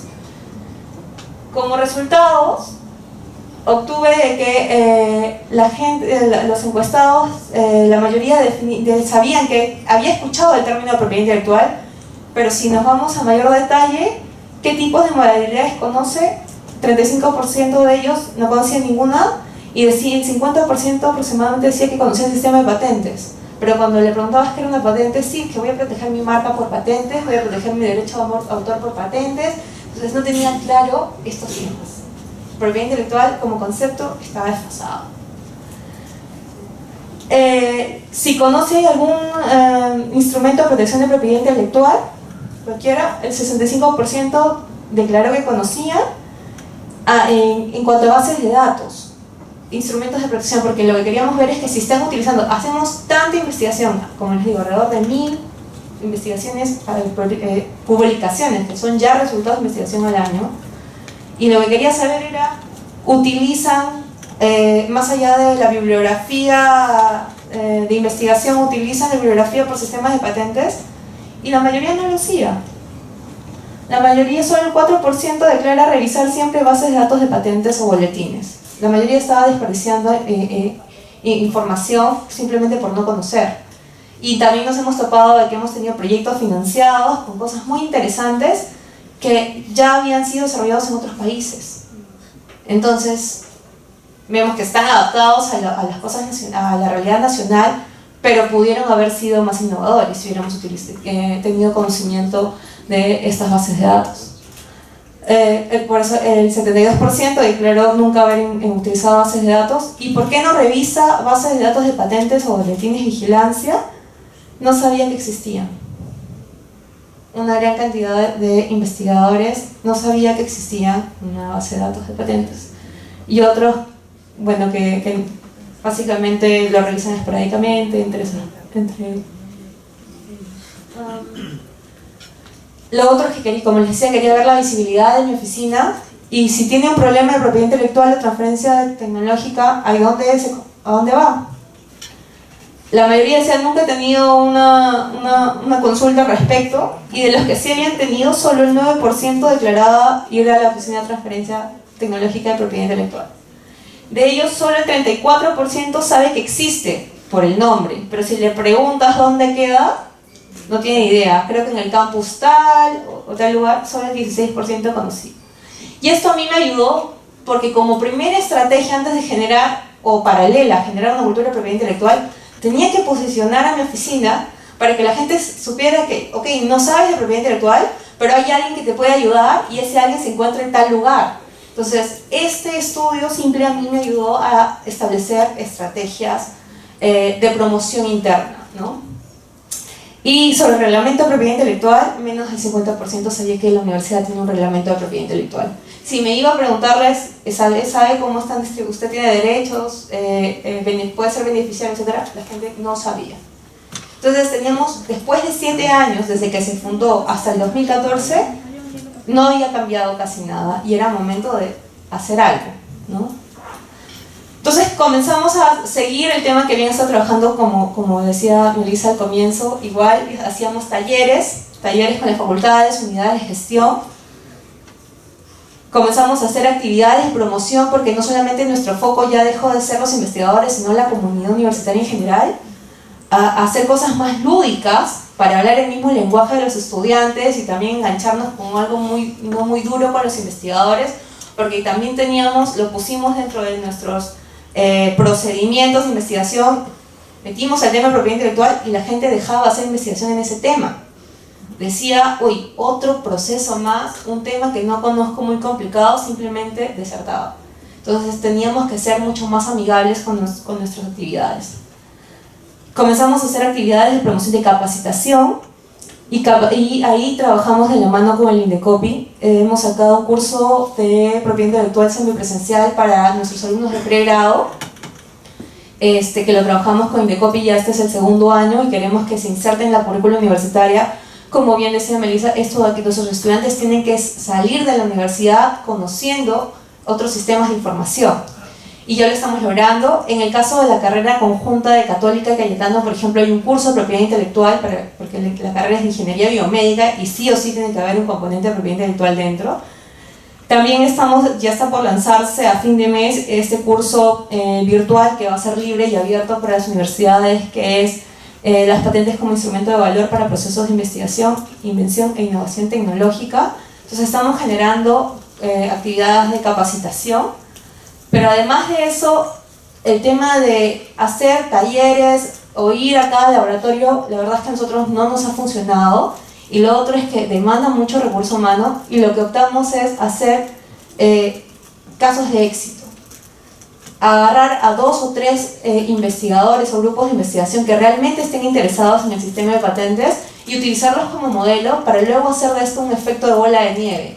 Si ellos se sentían posicionados, si ellos eran el ejemplo, podía darnos mejores resultados, y eso nos ha funcionado. De un año a otro, que estoy hablando del 2015 al 2016, de tener un registro de solicitud de patentes acompañados con los programas que sacó Indecopi, logramos registrar 16 posibles invenciones, donde de ellas 4 han pasado solicitudes de patentes. Entonces ya teníamos permeabilidad con los investigadores, adoptando otras estrategias. Aparte de eso, hicimos toda una campaña de popularización de la Oficina de Transferencia Tecnológica y Propiedad Intelectual de la Universidad Cayetano, ¿no? Y esto de reconocimiento a los inventores es muy importante, porque en el caso de la universidad es bien particular el caso de cómo reconoce a los investigadores, porque no hay un incentivo monetario de por medio. Entonces tenemos que buscar, si es que hay universidades que no tienen incentivos monetarios para realizar investigación o para realizar invenciones, hay otras estrategias que se deben usar, y una de ellas es el prestigio.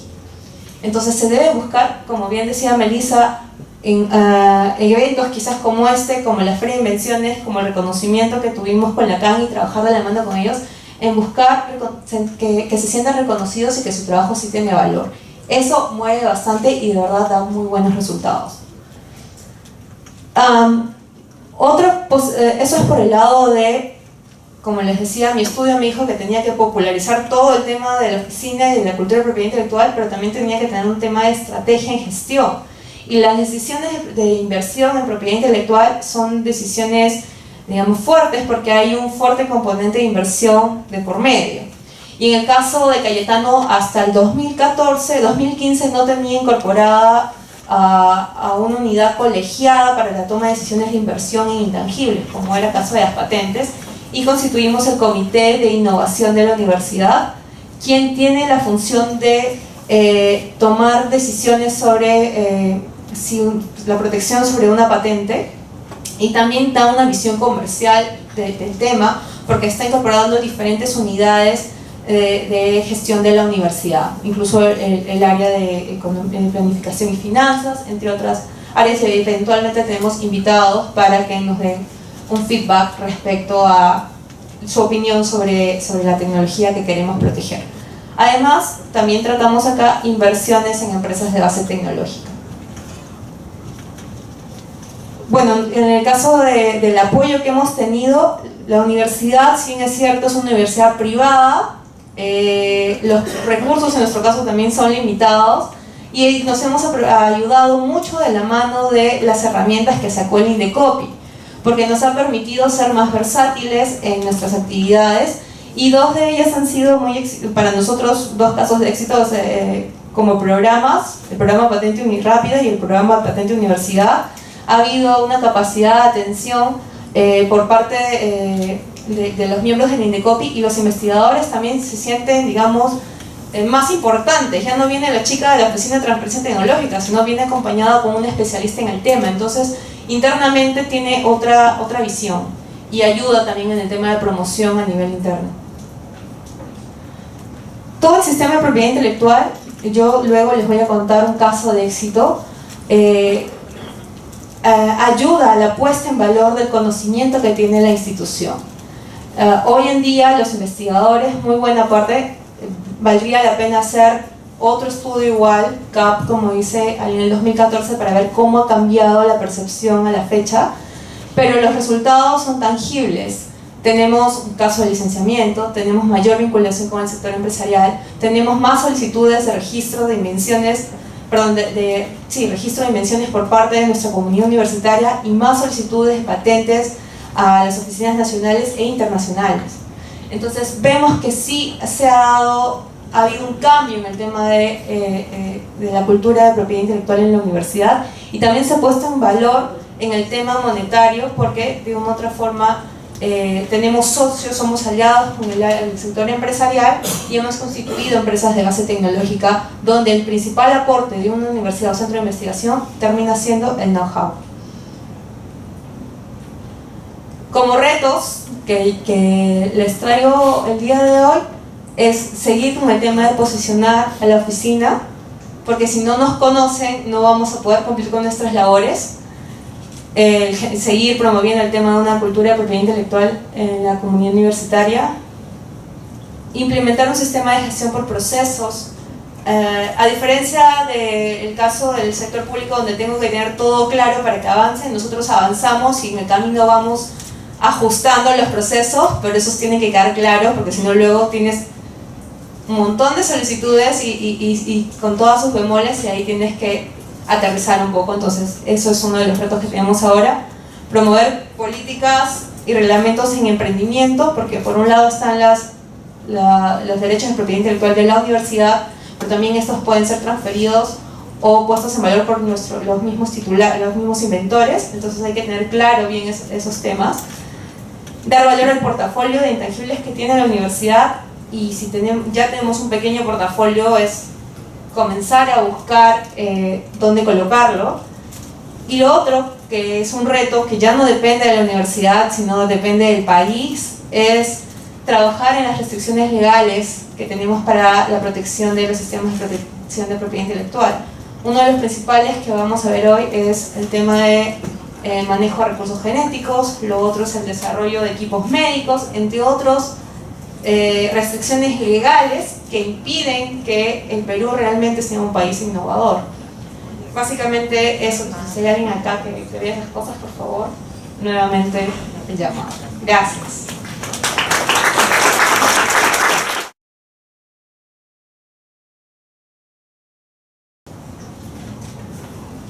Los aportes de alumnos a través de proyectos Universidad Empresa-Estado, ¿tienen ustedes como oficina, tienen un criterio establecido para reconocer el trabajo de los alumnos, es decir, los alumnos en los proyectos?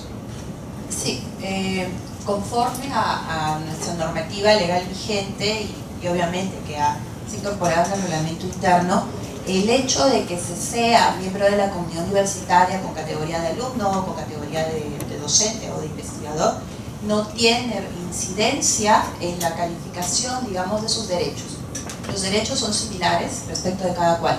Naturalmente, pues, el expertise que puede tener pues, un investigador de larga trayectoria puede obviamente generar resultados que puedan tener, digamos, un mayor nivel técnico que el de un estudiante, pero no necesariamente se dan todos los casos. Entonces hemos tenido casos de tecnologías desarrolladas a partir de proyectos, muchos de los cuales se han financiado por el Estado, a partir del cual el investigador principal ha sido el alumno que estaba haciendo su tesis sobre el tema. Entonces, el hecho de que se tenga o no cierta categoría a nivel institucional no tiene, digamos, por qué influenciar el reconocimiento o no de un derecho. El reconocimiento se da según el aporte creativo que luego va a tener, obviamente, un correlato legal. Me gustaría ampliar un poquito más esa pregunta porque hay una similar pero que agrega el condicionante. Los jóvenes o innovadores jóvenes que están fuera de la universidad, no necesariamente dentro, también pueden ser considerados para la gestión de la propiedad intelectual, y ampliándolo y agrego empresas o otras instituciones que quieran gestionar proyectos, también los ve la oficina de transferencia de externos, por ejemplo, alumnos de otras universidades, personas naturales fuera de la universidad, empresas diferentes a la misma universidad. Sí, es correcto. Y nosotros a nivel organizacional, dentro del Vicerrectorado de Investigación, les cuento, tenemos una gran unidad que es la Dirección General de Investigación, y luego hay 3 oficinas, una de las cuales es la Oficina de Propiedad Intelectual. Las 3 oficinas que trabajamos directamente con la vicerrectora y la Dirección General de Investigación, que es dentro de ella está la Oficina de Innovación. Entonces, por ejemplo, en materia de proyectos, no necesariamente la universidad trabaja solamente con investigadores de la universidad. Hay muchas disciplinas que nosotros no tenemos. Entonces, por ejemplo, nosotros con Cayetano somos muy complementarios y hay proyectos en los cuales pues, se requiere, por ejemplo, de biólogos, se requiere de médicos, o también se requiere de ingenieros pesqueros o tecnistas, y no son disciplinas que nosotros tengamos. Entonces, es muy natural para las instituciones como las nuestras el trabajar de manera asociativa con colegas de otras instituciones con las cuales nos complementamos. Entonces, si hay un proyecto de investigación en el cual se incorpora un colega que viene de otra institución, o un profesional egresado, o un estudiante interesado en cierto tema, hay muchos tesistas que se acercan a la universidad para perfilar su investigación, y a veces a partir de ahí se consiguen proyectos, pues con gusto se trabaja con ellos, y naturalmente también merece todo el reconocimiento que establece la ley. O sea, no hay distinción en el tema. Lo que sí es importante es que, dado que son externos, eso tiene que quedar regulado en los acuerdos con los cuales todos se incorporan a los proyectos. Entonces, no basta solamente con poner un listado y entran en los proyectos, no, sino que hay que poner las reglas de juego claras, en aspectos tales como, por ejemplo, la confidencialidad, ¿no?, que tiene que acompañar el proceso de investigación para que pueda haber orden, para que pueda también organizarse cómo se va a trabajar con los resultados, ¿no?, qué resultados se publican, qué resultados se mantienen como secreto, o qué resultados podrían ser protegibles, por ejemplo, por el sistema de patentes, ¿no? Y también, dentro de esos acuerdos, ver cómo se va a trabajar en los casos de aquellos miembros que vengan de otras instituciones. Todo es de común acuerdo. Melissa, ¿cuánto tiempo llevó formar la Oficina de Transferencia Tecnológica y bajo qué régimen laboral está este personal? Amplío un poquito una pregunta que está más adelante para los otros expositores. ¿Qué perfil tienen estos profesionales que trabajan contigo? Dice TT, de transferencia tecnológica. Ok. Como les comentaba, ¿no? Nosotros tenemos una división de funciones. ¿Por qué? Porque justo conversando con Alessandra antes de la exposición, nosotros tuvimos una visión diferente. Es que, digamos, la universidad forma artistas plásticos, forma arquitectos, forma científicos, forma tecnólogos, forma humanistas. Entonces, es un panorama bastante diverso, ¿no? Del tipo de perfiles de profesionales que formamos y por ende de investigadores. Entonces nosotros lo vimos desde un inicio como una actividad transversal.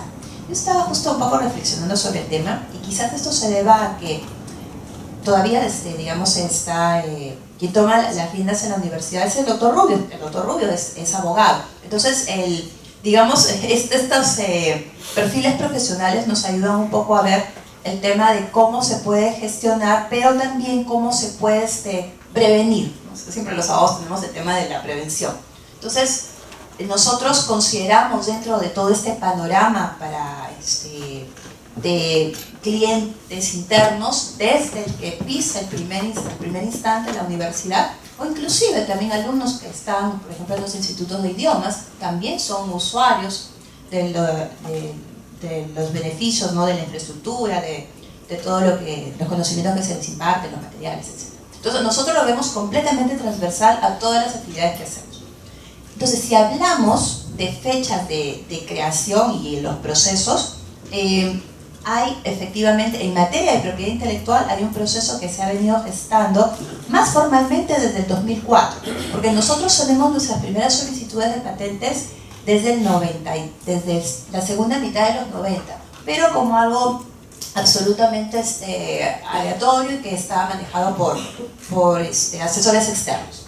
A partir del 2004 ya se empieza poco a poco a consolidar el tema, formalmente a partir del 2009. Eso es respecto de la Oficina de Propiedad Intelectual. Respecto de la Oficina de Transferencia, ese es un tema que no estoy a cargo, pero que lo conozco, ¿no? En mediados de los 90, nosotros creamos una unidad que se llamó Centro de Transferencia Tecnológica, se llamaba CTT. ¿Y cuál era su función? Su función era justamente proveer servicios tecnológicos de valor agregado a la sociedad, ¿no? Pero estamos en los 90, ¿cómo estaba el Perú en los 90? Entonces, el Perú estaba mal. Entonces, digamos, todo el ecosistema que de alguna manera está empezando a aparecer en los últimos años no existía. Entonces, ¿qué cosa es lo que finalmente tuvo que tornarse la labor de esta unidad? Prestación de servicios, básicamente prestación de servicios de laboratorio y uno que otro servicio con valor agregado adicional, pero no había, digamos, la infraestructura interna todavía, el ecosistema no existía, había también muy poca capacitación en los temas de propiedad intelectual. Vemos que el INDECOPI pues tiene 25 años todavía desde que se gestó y todo ha sido un proceso progresivo. Entonces, ahorita lo que tenemos como reto institucional es justamente la consolidación y perfeccionamiento de todas estas actividades de transferencia, porque la tenemos todavía diversificada. Tenemos una unidad que se encarga de emprendedurismo, tenemos una unidad que se encarga de los proyectos de I+D, tenemos otra unidad que se encarga de los procesos digamos, de atender los temas de consultoría de terceros, y a su vez está un poco atomizado. Entonces, ahorita hay un esfuerzo organizacional por organizar mejor todos los temas, ¿no? Pero en esas estamos. Entonces, en materia de transferencia tecnológica, formalmente desde mediados de los 90, pero en un ecosistema inexistente. Entonces, el tema se está fortaleciendo a partir del 2000, yo diría a partir del 2007-2008, más sólidamente hacia propuestas con valor agregado, que en buena manera coincide con todo este impulso que ha dado el Estado, pues, a través de los fondos de investigación. Gracias. Pasamos con Franco. Gracias, Melissa, por tus intervenciones. Son muchas preguntas de varios temas, así que abordaremos cada una. Dice, en una de sus diapositivas, Franco dice que establecen la cotitularidad. ¿Por qué creen que es lo mejor? Intuyo que debe ser en referencia tal vez a que otras instituciones la titularidad va hacia la institución y no hacia cotitular con los inventores. Sí, era básicamente para permitir el desarrollo de investigación tecnológica con otras instituciones públicas o privadas, ¿no? En el cual se permite la cotitularidad institucional como de otra persona jurídica o natural. Entonces, lo empleamos como una estrategia de promoción del uso de la patente, ¿no? Entonces, no es que sea lo mejor, sino que en las situaciones en que sea necesario, es posible. Está un poco relacionado con la siguiente pregunta y la formula en modo negativo, ¿no? Dice, ¿por qué el INS no celebra convenios, contratos con el sector privado? Aprovecha los fondos concursables como Innovate Perú, Startup Perú o Joint Ventures con laboratorios o con otros laboratorios presentes en el Perú. Intuyo que... Sí, hemos tenido este año una postulación conjunta, pasamos hasta la segunda fase de Innovate Perú, de un proyecto para desarrollo de un sistema para agricultura, para depurar metales pesados para uso en fines agrícolas con una empresa privada. Lamentablemente la propuesta no salió seleccionada. Efectivamente, fue nuevo para nosotros porque fue la primera vez en que nos abordamos con un proyecto conjunto con una empresa. Lamentablemente repito, no salió ganadora la propuesta ni con el financiamiento, pero nos ayudó para establecer los mecanismos internos de cómo sacar adelante el contrato con una empresa privada. Entonces, de que es posible, hubo una buena disponibilidad de nuestras autoridades, trabajamos en forma conjunta con nuestra asesoría jurídica y sacamos adelante la postulación. Lamentablemente no se dio el financiamiento, pero este año fue esta oportunidad. El próximo año pretendemos también hacer más postulaciones. Si podemos, es cuestión también de generar una mayor vinculación con la empresa, de nuestros inversores, con empresas que tengan intereses en común, para poder aplicar más estos fondos de Innovate Perú. La siguiente pregunta iba relacionada al tema. O sea, ha habido interés sobre conocer si el INS puede asociarse y esta pregunta complemento un poco y consulta o la adapto. En ese transcurso han encontrado barreras burocráticas dentro del INS o en otras instituciones que no les permitían acceder a estos fondos, a estas postulaciones? No, no hay barreras burocráticas en realidad. Es más, los mismos fondos de Innovate Perú permiten esto. Y eso, son muy amplios. Son amplios y lo permiten. Es más, es para fomentar este tipo de vinculación. El año 2015 sí tuvimos que hacer una consulta legal bastante profunda y tuvimos que esperar la respuesta por el tema de un posible licenciamiento de una patente hacia una empresa privada. Entonces ese modelo de licenciamiento público-privado no lo habíamos manejado previamente, sí tuvimos que hacer la encuesta, la consulta legal correspondiente a un consultor externo y la respuesta fue concreta, que era posible y totalmente plausible realizar este tipo de licenciamiento, ¿no? Entonces estamos siempre a la expectativa de ir captando estas posibilidades y también es posible. Yo creo que el tema actualmente va por aumentar la vinculación con el sector privado desde la etapa de investigación y desarrollo mediante acuerdos de contratos de I+D+I y acuerdos de cotitularidad para facilitar esta vinculación. Actualmente no lo estamos haciendo mucho, tenemos una gran cartera de proyectos que han iniciado en forma institucional, nosotros solos, y encontrarle en ese modelo ya productos trabajados o resultados, encontrarle un posible mercado, eso es más complicado que empezar desde el inicio trabajando de forma vinculada con la empresa, ¿no? Entonces, las dos posibilidades son factibles para nosotros, el licenciamiento y también el contrato de I+D con alguna empresa privada para un financiamiento, llámese Innovate Perú. Intuyo que esto último ha sido en función a aperturar las posibilidades a buscar licencias o alianzas. Sí, la posibilidad, o sea, la intención es, nosotros no tenemos un centro de producción o un centro manufacturero grande, entonces la intención es siempre desarrollar, trabajar el invento o el procedimiento o el know-how y transferirlo inmediatamente a alguien que sí pueda tener esa capacidad de producción, bajo ciertas condiciones obviamente, pero ya mencioné que nuestro kit y nuestra finalidad es siempre llevar esas tecnologías a la población al menor costo posible, ¿no? Y esa es la última pregunta para Franco, va por otro tema un poco distinto. Dice, ¿cómo trabajan el aspecto de comité de ética y cuáles para desarrollo de investigaciones que involucren al ser humano y cómo responden el sistema de patentes al respecto? O si para decidir el proceso de patentes tiene que ver un poco el comité de ética? Ya, eso es muy interesante, depende del tipo de investigación en salud. Los ensayos clínicos están regulados bajo una ley, el Reglamento Nacional de Ensayos Clínicos, el cual tiene un camino, digamos, bastante claro y establecido, y es el Instituto Nacional de Salud quien autoriza los ensayos clínicos a nivel nacional. Son ensayos clínicos para generar productos farmacéuticos, ¿no?, en la industria. Evidentemente ahí el titular, el patrocinador son las grandes empresas farmacéuticas, muchas veces de fuera del país, son empresas internacionales. Y ellos manejan su tema su problema del tema de la propiedad de lo que producen, ¿no? A nivel nacional, todos los estudios que no sean ensayos clínicos efectivamente se aprueban y deben aprobarse si son en humanos por un comité de ética.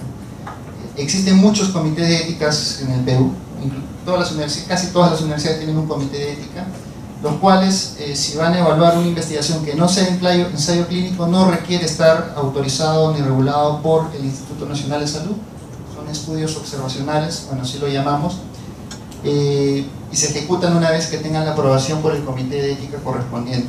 Ahora, nosotros tenemos también un comité de ética y los proyectos institucionales hechos con fondos del Instituto Nacional de Salud necesariamente tienen que aprobarse por el comité de ética del Instituto Nacional de Salud antes de obtener la aprobación por la jefatura institucional. Entonces, sí tiene que haber esa aprobación, y nosotros como Oficina de Propiedad Intelectual nos guiamos mucho del tema del informe final y del tema de nuestra regulación institucional, la cual dice que todos los proyectos ejecutados en el Instituto Nacional de Salud requieren aprobación por el Comité de Ética. Entonces ya eso se da por sentado. No puede suceder la situación en la cual un proyecto se ejecute sin aprobación por el Comité de Ética, ¿no? De todas formas lo verificamos, es fácil de verificar, tenemos un sistema electrónico de registros de proyectos de investigación, RINA, y ahí aparece el código de aprobación, ¿no? De todas formas lo verificamos, pero ya la directiva institucional de investigación establece que debe haber esa aprobación. Entonces, ahí hay un doble mecanismo. Gracias, Franco. Ahora vamos con Alessandra. Tengo varias preguntas, igual son variadas. Me preguntan sobre la distribución de regalías en la UPCH, cómo es la distribución de regalías y para quién es el derecho de propiedad intelectual de las investigaciones en la universidad, que está un poco relacionado. Okay. Todo desarrollo de investigación que se haga con recursos de la Universidad Cayetano Heredia son titularidad de la Universidad Cayetano Heredia. Sobre la distribución de titularidad, el 50% de las regalías que se obtenga por una invención es titularidad de los inventores, inventor o grupo de inventores, quienes, para ellos, como es su 100%, ellos en el formato de registro de invención se ponen de acuerdo también antes de cualquier posible ganancia, lo que haya, se ponen de acuerdo cómo se van a distribuir ellos también, porque ese es un punto que hay que tener muy claro. Entonces eso es un manejo paralelo pero muy importante. Entonces el grupo de inventores 50%, el otro 15%, si no me equivoco, es 10% al laboratorio, 15% a la unidad, al departamento académico, 15% más a la unidad de gestión o facultad y 10% a vicerrectorado de investigación o gobierno. No, una práctica que a mí me pareció resaltante de lo que hace el INS y lo que hacen otras universidades es que un porcentaje de regalías vaya directamente a la Oficina de Propiedad Intelectual. Sería muy importante tener eso en consideración, porque si no va a pasar como en la SUNAT. Tienes en gobierno y administración todo un sistema de caja única que no siempre va a llegar a los objetivos por el cual te han dado el fondo. Entonces, así como se maneja y así son las recomendaciones que yo daría para quienes están implementando recientemente sus reglamentos.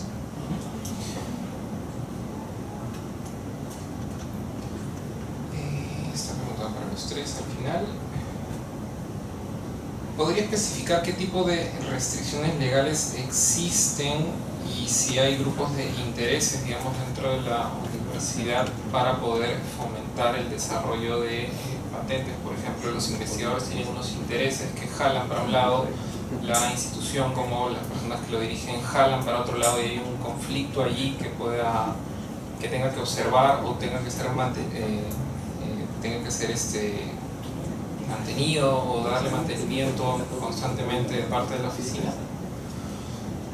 Siempre vas a encontrar, creo yo, posiciones personales y posiciones institucionales. Eso ya es inherente del quehacer en la universidad y en una empresa, creo yo. En una empresa es mucho más fácil de manejar que en una universidad. Ocurre, y como ejemplo básicamente está este grupo de investigadores que dicen que todo lo que ellos realicen es para el bien social y no se debería proteger, etcétera, que está muy en contra a lo que nosotros promovemos, que es protejámoslo, que no necesariamente es protejámoslo y demos a la empresa y no se lo demos a nadie más, porque tranquilamente podemos dar a costo cero, a un sol, o ver formas por las cuales se reconozca realmente nuestros derechos. Eso sería uno de los principales ejemplos que tendría. Bueno, básicamente, y lo que sí creo que para que no ocurra en el tema de ir por los intereses personales, que pueden ser diversos, y los intereses institucionales, es tener muy claro el sistema de gestión por procesos de cada actividad. Porque, por ejemplo, una de las cosas que nosotros estamos trabajando hoy en día es, somos perfectos para abrir proyectos, para ganarlos, para desarrollar patentes, como para iniciar los procesos. Pero muy poco de las cosas que se hacen, se les hace el seguimiento, control y cierre. Si nosotros mejoráramos nuestros sistemas de, por ejemplo, el desarrollo de proyectos, en la parte de control y cierre, probablemente tendríamos las herramientas para que como institución podamos decidir proteger o no. Por ejemplo, caso muy concreto. Eventualmente un investigador desarrolla un proyecto muy innovador que a la universidad le parece interesante, pero la universidad no tiene el know-how ni el documento técnico completo para ir a la oficina de patentes y armar el expediente técnico. Tengo que tener la información y la venia del investigador, pero es porque en mi proceso no está que todo ese know-how y ese documento técnico esté depositado en la universidad. O sea, está como informe que le das al financiador, pero no es una cosa sistemática que hay que mejorar, es un sistema por mejorar. Si yo como universidad tuviera todo ese resultado de investigación con informe técnico que quizás otro experto en la materia puede interpretarlo y me puede ayudar, como universidad podría manejar. Hoy en día nos debemos mucho al nivel de confianza y relación con que tengamos con el investigador, porque si no, no tenemos el componente técnico para ejercer el tema de la protección de la propiedad intelectual, que es algo que debemos mejorar, que estamos en proceso, y nuevamente espero que se pueda implementar en las otras nuevas áreas. Esta pregunta va en última instancia para ti, Alessandra. Hay una pregunta relacionada que va para los tres, así que lo voy a tratar de juntar. Tú comienzas y luego Franco y luego Melissa, ¿no? Dice, en la UPCH, ¿qué porcentaje de investigaciones que se realizan en función a problemas de salud pública nacional? O si más bien, o si también existe investigación por intereses privados, y si se da en un sentido o en el otro. En ese sentido, si es que fueran privados, extiendo la pregunta también a los tres, si existen mecanismos o estrategias para fomentar la asociación con privados para lograr o gestar la solicitud de patentes, ¿no? En el caso de la universidad, muy buena parte de las investigaciones que se desarrollan son temas de salud pública, epidemiología, cuestiones más descriptivas. Pero no tengo el porcentaje definido, pero también un grosso de las publicaciones que salen están en investigación aplicada. Otros ya desarrollos, digamos, a nivel prototipos. Hay desarrollos tecnológicos, ya. Que no necesariamente, y eso es bien interesante, porque la política de la investigación, creo que para cualquier centro de investigación o universidad, el investigador yo creo que es como una empresa y se va a deber al ente financiador. Hay intereses propios del investigador que quiere especializarme en la materia tal, pero de una u otra forma la mayoría de los investigadores escriben sus proyectos y propuestas en función a lo que el ente financiador les dé. se han vuelto y son especialistas en buscar fondos de investigación del sector público, digamos, institutos de salud internacionales u otros fondos internacionales que ya te ponen temáticas establecidas, y mi expertise, o su expertise, mejor dicho, hace que ellos puedan postularse. Pero eso no significa que se cierren, o en la práctica ocurre que no se cierran a solamente trabajar con fondos públicos o destinados a investigación específica, que puede, en muchos casos, por ejemplo, ya hay fondos de Grand Challenge Canadá u otros fondos que son de innovaciones, que ya buscan desarrollo de tecnologías por protección de propiedad intelectual, que puedan convertirse ya, digamos, en empresas de base tecnológica o emprendimientos nuevos. Entonces ya está cambiando también el chip del ente financiador. Pero también está una buena parte de fondos o investigaciones que se realizan a demanda. Y eso antes era bastante poco, digamos, era básicamente por servicios o consultorías especializadas, y muchas veces de manera directa con el investigador y no a nivel institucional. Por eso es importante fomentar la institucionalidad. Poco a poco este nivel de vinculación empresa-universidad ha ido creciendo, un poco incentivado por los fondos nacionales que existen hoy en día, pero otro es, en nuestro caso, que es por eso se formó, nuestra oficina es fusionada, transferencia tecnológica y propiedad intelectual, es porque buscamos, yo quisiera que sea de una forma más activa, pero buscamos la vinculación con la empresa para identificar sus necesidades, y esas necesidades las ponemos, digamos, en la oferta científica a los investigadores, es decir, a ustedes les interesa hacer esto, hay financiamiento y estas son las condiciones, y hay muchos que tienen respuesta. Pero para identificar a esos que tienen respuesta me ayudó a hacer este estudio que les mostré, porque también una de mis preguntas era, ¿está usted en disponibilidad a qué sectores poder identificarlos? Porque para hacer esa vinculación y para hacer la negociación luego en aspectos de propiedad intelectual con la empresa, yo tengo que conocer qué investigadores o grupos están dispuestos a trabajar y qué capacidades tienen para hacerlo, porque la empresa te pide algo en un tiempo específico y con las características muy específicas también. Y el quehacer del investigador es a veces de largo tiempo querer saber a detalle cada cosa. Entonces, sí hacemos trabajos con la empresa, buscamos vincularnos más, y hoy en día el chip de nuestros investigadores, la mayoría, ha ido cambiando y son permeables a hacer investigaciones a demanda. Sí, bueno, al principio creo que es el mismo, ¿no? La ventaja y diferencia que al menos en el instituto tenemos es que el instituto funciona como un patrocinador. Entonces, el instituto, al ser un organismo público en el sector salud, va a financiar prioritariamente proyectos de investigación que estén en el marco de las prioridades sanitarias o prioridades de investigación, nacionales de investigación, que están identificadas, y que justamente el instituto mismo es otra oficina en la que se preocupa por identificar. Entonces, gran parte de los proyectos de I+D+I del instituto giran en torno a esas prioridades de investigación, que van muy de la mano con las prioridades sanitarias. Sin embargo, los investigadores no solo hacen investigación con fondos institucionales, que son fondos públicos, sino también hacen investigación postulando fondos extranjeros, ¿no? Uno de ellos es el Grand Challenge, y ellos tienen líneas temáticas, ¿no?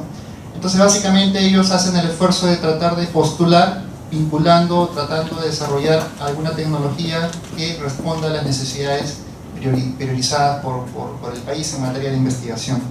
Entonces, eso es lo que se busca. No hacemos por ahora investigación por contrato, no lo hemos hecho, y la investigación del total de proyectos que se genera en un año, hicimos el tamiz en 2016, 48 proyectos en salud en general, solo 8 tenían ese matiz de desarrollo tecnológico, ¿no? Entonces estamos hablando de un porcentaje no muy grande, y esperemos que este año, vamos a hacer el cálculo, probablemente estemos por ahí, y bueno, probablemente haya menos proyectos por esta caída de proyectos, pero sí, esa sería la respuesta formada.